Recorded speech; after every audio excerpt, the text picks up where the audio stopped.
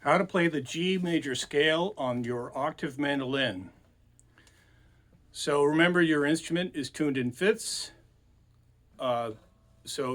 And it starts with G. The G is the lowest string, then 5 notes up is D, and 5 notes up is A, and 5 notes up is E.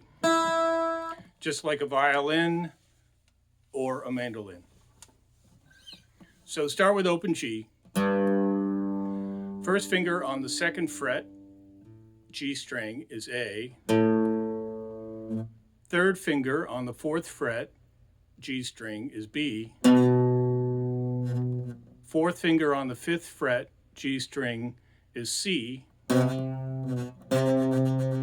Open D.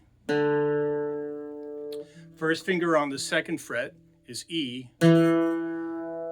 Third finger on the fourth fret is F sharp. And fourth finger on the fifth fret is G. Once again, G, A, B, C,